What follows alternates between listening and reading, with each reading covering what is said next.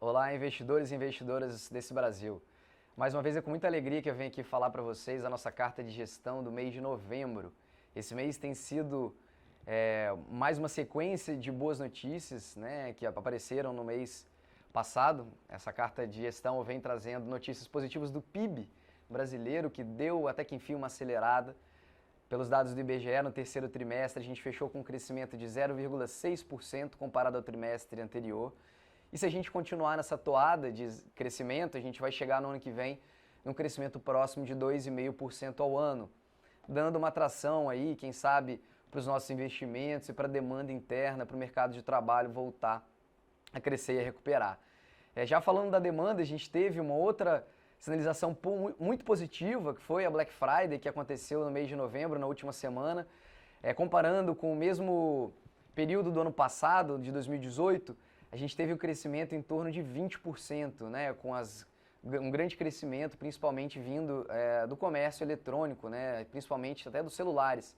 Tá? As compras digitais ajudaram a impulsionar o crescimento das vendas e acelerar o crescimento. Um outro dado positivo veio também da indústria, que estava ali esquecida, largada, e vinha um pouquinho mais atrás dos componentes do PIB. Teve um crescimento muito forte, de 0,8%, comparado ao mês anterior, ao terceiro mês seguido de alta da indústria, então ela vem lentamente se recuperando.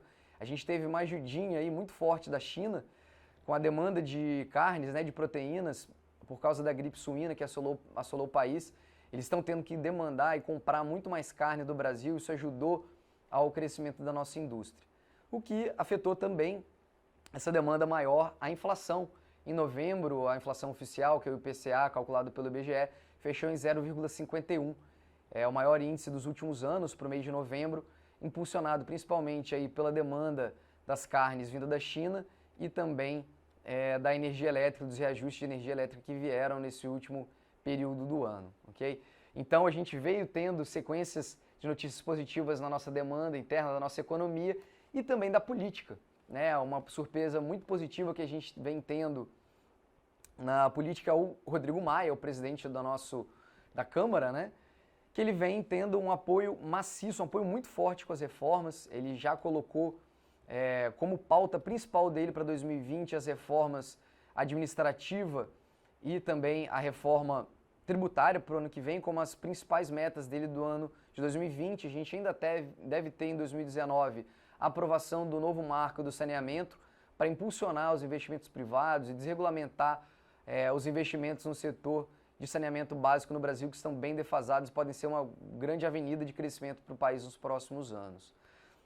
Além disso, a gente teve a votação da reforma previdenciária dos militares, que teve mais de 97 bilhões de economia para os próximos 10 anos, só que foi ofuscada pela reforma administrativa que a gente teve das carreiras militares, né? Elas foram em torno aí de 86 bilhões de aumento de gastos também para os próximos 10 anos, o que reduziu essa economia para 10 bilhões nos próximos 10 anos, ou cerca em torno de 1 bilhão de economia ao ano nos próximos 10 anos, por causa dessas reformas, tanto administrativa quanto previdenciária dos militares. Foi também, não deixa de ser uma notícia positiva para essa continuidade de reformas que a gente teve no Brasil. Então, em síntese, o que a gente teve nos últimos períodos no Brasil? A gente teve uma melhora no crédito, uma redução de juros muito forte, uma melhora nas perspectivas econômicas, né, do mercado de trabalho, da indústria, da demanda interna e também uma melhora do cenário de reformas, tanto a reforma da Previdência dos militares também, como eu falei, e que a gente tem ainda a sinalização do Congresso que essas reformas vão continuar, vão estar na pauta principal do Congresso para 2020.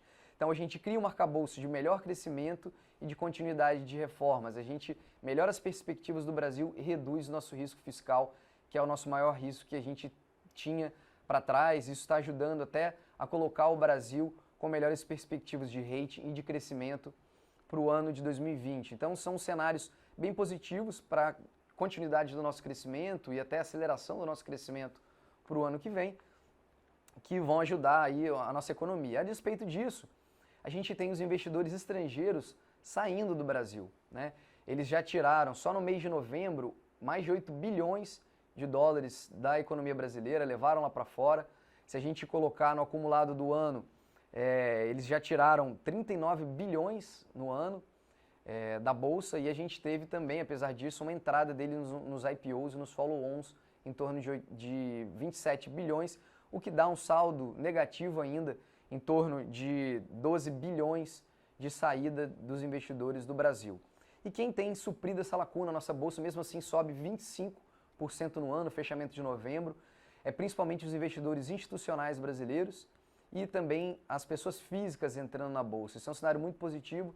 A gente chegou aí a mais de 1 milhão e 500 mil pessoas, né, de CPFs cadastrados na Bolsa de Valores no Brasil.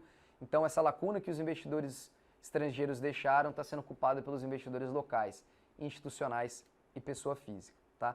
Essa saída também dos investidores, levando o dólar para fora, ajudou ao próprio dólar mesmo comparado ao real a subir. A gente teve uma alta de mais de 5% no mês de novembro da moeda americana comparado ao real, fechando o mês a quase 4,24 o dólar, né, comparado ao real.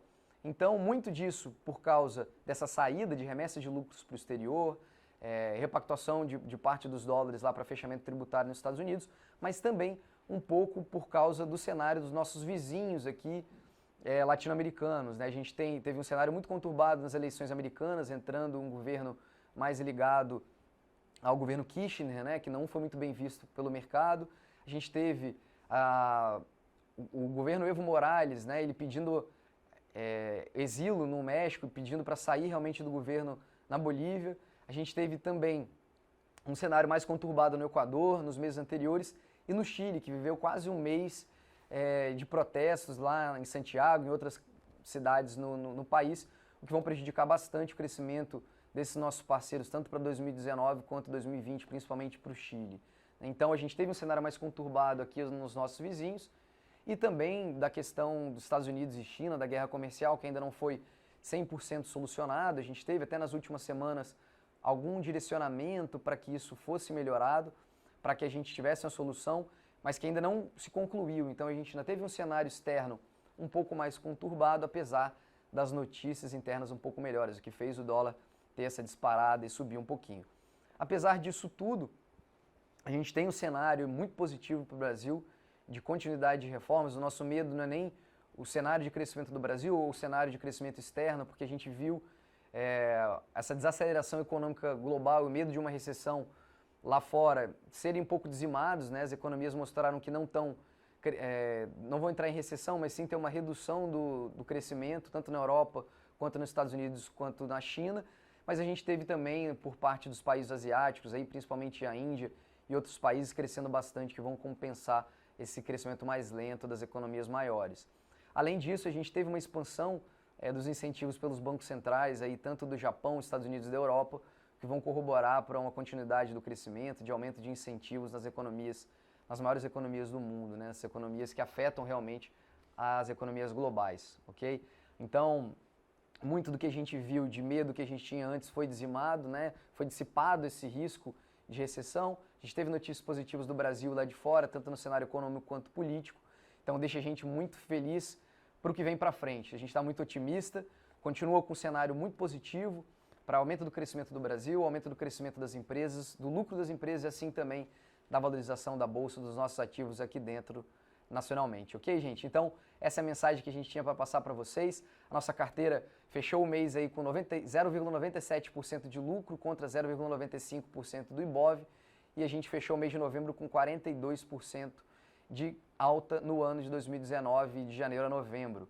Isso corrobora aí com o nosso cenário mais político para o Brasil e que deve se perpetuar aí no ano que vem.